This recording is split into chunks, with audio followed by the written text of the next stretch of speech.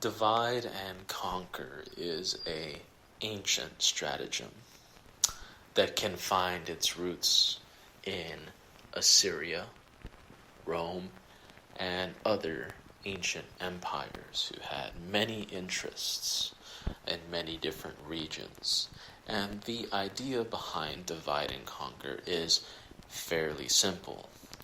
Rather than trying to face several opponents at once and their collective strength be brought upon you, it is better to divide your opponents, to break them apart and have them fight one another, to focus their attention on each other, that you may be able to conquer them in their weakness while they are fighting one another.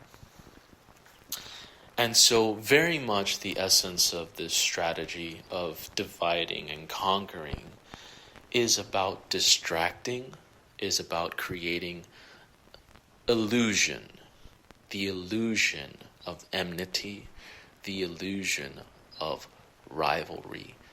And so in divide and conquer, if you are the one wielding the stratagem against other people, the goal is to exploit perceived differences.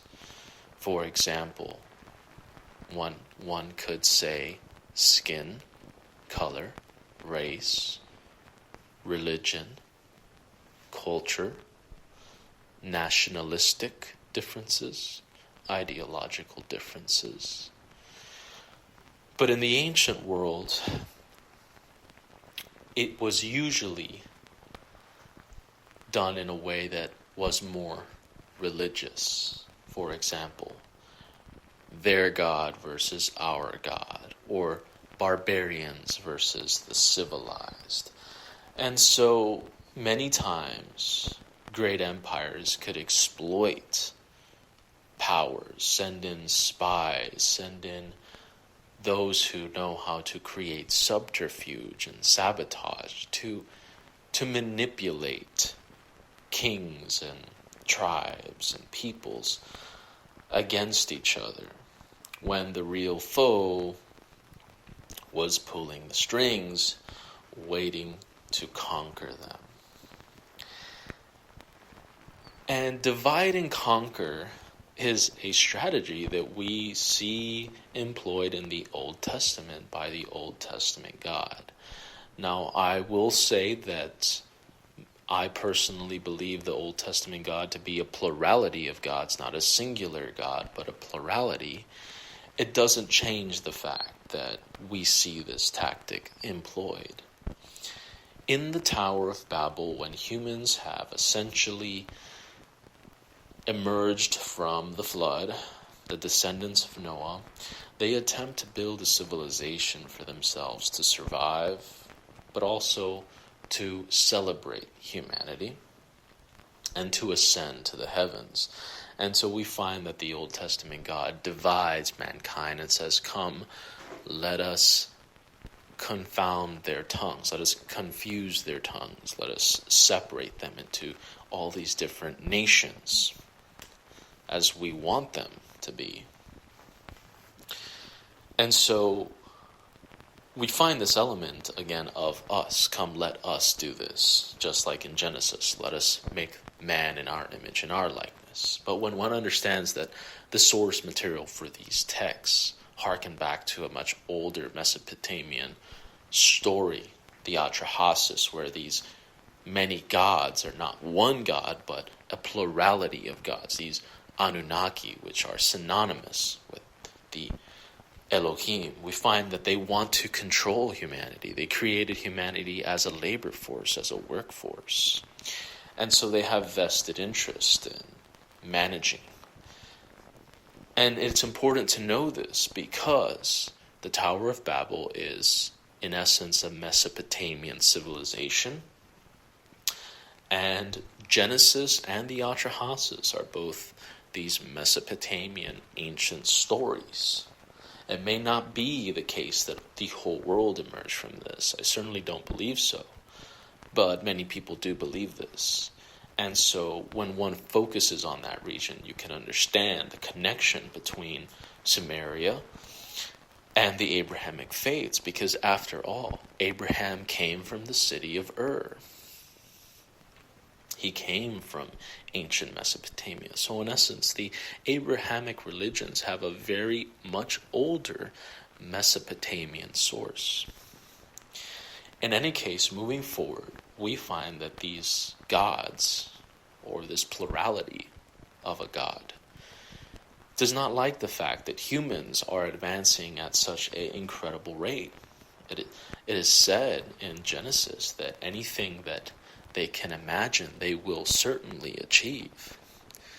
And so the solution is to confuse the languages, to create many languages, many cultures, many nations, to be scattered among the earth. And we find in Deuteronomy that El Elyon, God the Most High, remember El being the name of the Canaanite pantheon godhead, we find that El Elyon appoints the sons of God to manage these nations. And Yahweh's portion is Israel, which is very interesting because in this text, Yahweh is counted as one of the sons of God rather than El Elyon, God the Most High. And so the strategy here is, if we see the older Atrahasis text, seems to be in the spirit of managing humanity. Because we find that the gods in the Atrahasis, the reason they did the flood was because humans were noisome. Many of the gods had repented that they destroyed humanity because they had no one to worship them, no one to offer sacrifices to them. And so they all eventually decided it would be better to keep humans around, but in a way they can manage. And so Enlil shortens the lifespans of humans, which we also see in Genesis, that humanity's lifespan is shortened after the flood. Returning to the Tower of Babel situation, humanity is split. They are given many languages, many cultures, and they are appointed many gods over them, each nation. And this strategy is essentially divide and conquer. See, because by dividing humans into many nations, into many cultures with many languages and many religions, the idea here is that the gods can create wars, create differences amongst humans, and thereby keeping human beings suppressed from their capability to achieve anything they can imagine. And so the very essence of this act is done in the spirit of suppressing human civilization, suppressing human ingenuity, suppressing human unity, and dispersing humans into different people groups that can be exploited, can be turned against one another, can be easily managed. That is why I say the Tower of Babel and all of this that we read about is essentially a story of how humans have been the victim of a divide and conquer strategy that has been employed against us in the story, in the spirit of the text, in the mind of the ancient Mesopotamian man.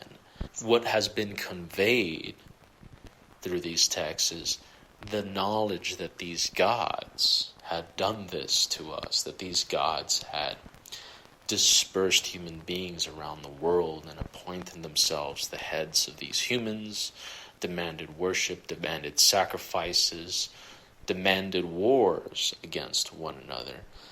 And by doing so, they prevented, for some time at least, the expansion of humanity into a global civilization. Now we know that we are closer to that than ever before, and I don't necessarily think that's a good thing, but humans are certainly achieving what they can imagine. They're putting space stations in orbit, sending probes around the solar system. We have flight, airplanes. We have circumnavigation of the planet with maritime trade and travel. Definitely far more greater things than just the Tower of Babel. But it's done in the same essence of trying to make humanity a greater, more bigger thing. But we still see the differences. We still see the differences in languages, the differences of nations, ideologies, religions, and the same divisions. Now, whether one believes the gods did this, or this is just a natural progress of humans expanding across the world, isn't really the point. I'm more just so focusing on what the story conveys in the Tower of Babel. It's essentially about divide and conquer, making humans more manageable,